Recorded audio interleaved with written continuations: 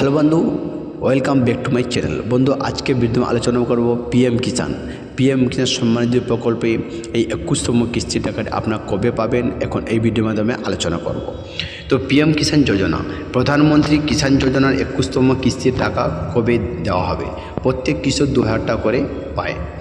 এই দেশের কৃষকদের জন্য ভালো খবর। প্রধানমন্ত্রী কিষাণ যোজনার পিএম কিষাণ এই 21তম কিস্তির টাকা খুব শীঘ্রই পেতে চলেছেন কৃষকেরা। কিছুদিন আগেই পেয়েছেন 20তম কিস্তির টাকা। এই 21তম কিস্তির টাকা ঢোকার জন্য যারা অপেক্ষায় আছেন, এই প্রতিবেদন তাদের জন্য। আজকের প্রতিবেদনে থাকছে প্রধানমন্ত্রী কিষাণ যোজনার গুরুত্বপূর্ণ আপডেট। এই পিএম কিষাণ যোজনার সম্মান নিধি যোজনা দেশের কৃষকের জন্য সরকারের একটা দারুণ উদ্যোগ। এই প্রকল্পের মাধ্যমে দেশের ক্ষুদ্র ও প্রান্তিক কৃষকরা বছরে 6000 টাকা আর্থিক সাহায্য পেয়ে থাকেন। প্রতি 4 মাসে 2000 টাকা জমা হয় সরাসরি কৃষকদের অ্যাকাউন্টে। গত মাসের দেশের অধিকাংশ কৃষক বন্ধুদের অ্যাকাউন্টে ঢুকে গেছে যোজনার 20তম কিস্তির টাকা। আর এবার সবার অপেক্ষা আছেন এই 21তম কিস্তির টাকা কবে পাওয়া যাবে। তো কিষাণ যোজনার টাকা কেন গুরুত্বপূর্ণ? প্রধানমন্ত্রী কিষাণ যোজনার টাকা কৃষকদের জন্য অত্যন্ত গুরুত্বপূর্ণ। কৃষক বন্ধুরা এই টাকা দিয়ে খরিফ মরশুমের জন্য প্রয়োজনীয় জিনিস যেমন বীজ, সার বা অন্যান্য দ্রব্য সামগ্রী কিনতে পারে। এত দ্বারা গ্রামে অর্থনীতিতে চাঙ্গা হয়ে কৃষক বন্ধুদের ঋণ নেওয়ার প্রবণতাও কমেও। কারা কিষাণ যোজনার টাকা পাবে?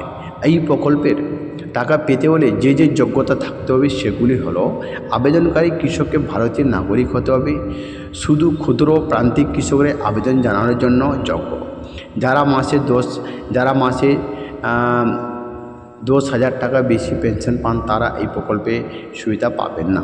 এই প্রকল্পে আবেদনকারীকে পেশায় কৃষক হতে হবে, তাই যারা স্থায়ী চাকরি বা অন্য কোনো পেশায় আছেন তারা আবেদন জানাতে পারবেন না।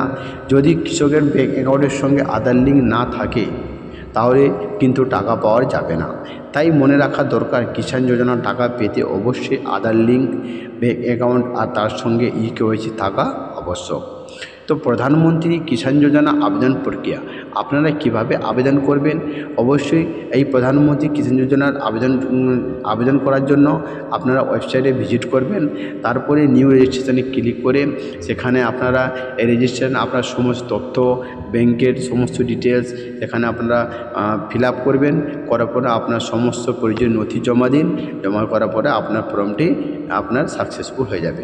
এই সাকসেসফুল হওয়ার পরে আপনার কীভাবে চেক করবেন? আবার ওয়েবসাইটে যাবেন, যাওয়ার পরে পিএম কিষাণ আপনার আসবেন। আসার পরে এখানে বন্ধু আপনারা চেক করলে আপনার যদি সাকসেস হয়ে যায় তাহলে আপনার টাকাটি আপনারা পেয়ে যাবেন।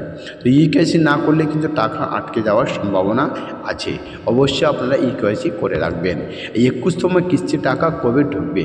তো কৃষকরা জেনে রাখুন, সবে মাত্র 20তম কিস্তির টাকা দেওয়া হয়েছে, তাই এখন পর্যন্ত 21তম কিস্তির টাকা দেওয়ার জন্য সঠিক তারিখ ঘোষণা করা হয়নি। এই 2025 সালে জুলাই আগস্ট মাসের মধ্যে দেওয়া হয়েছিল 20তম কিস্তির টাকা। তাই প্রতি 4 মাস পর অর্থাৎ অক্টোবর থেকে ডিসেম্বর মাসে 21তম কিস্তির টাকা আসার সম্ভাবনা আছে। এই টাকা সরাসরি ক্রেডিট হবে কৃষকদের ব্যাঙ্ক অ্যাকাউন্টে। তো দেশের কৃষকরা এই প্রকল্পে তারা দারুণভাবে উপকৃত। প্রতি বছর লাখ লাখ কৃষক যোজনার দ্বারা উপহার পেয়ে থাকেন। আপাতত 21তম কিস্তির টাকা পাওয়ার জন্য কৃষকরা অপেক্ষা করে আছেন। সঠিক সময়ে টাকা ঢুকে যাবে, তবে তার জন্য কৃষকদের কিছুদিন অপেক্ষা করতে হবে। তো অবশ্যই বন্ধু, এই 21তম কিস্তির টাকা পাওয়ার আগে আপনারা অবশ্যই এই ইকেওয়াইসি সম্পূর্ণ করে রাখবেন। আধার কার্ডের সঙ্গে যেন ইকেওয়াইসি সম্পূর্ণ কেওয়াইসি করা থাকে ব্যাংকের সঙ্গে। এবং আপনাদের যদি ব্যাংকের সঙ্গে যদি আধার লিঙ্ক করা না থাকে তাহলে আপনারা এই টাকা থেকে বঞ্চিত হতে পারেন। তো অবশ্যই আপনারা করে রাখবেন। তো এই ছিল আজকে আপডেট। যদি যখন এই পিএম কিষাণ 21তম কিস্তির এখন তখন অফিসিয়ালি ঘোষণা করা হয়নি, যখন করা যাবে তখন আপনার কাছে আমি নতুন একটি আপডেট নিয়ে আবার চলে আসবো।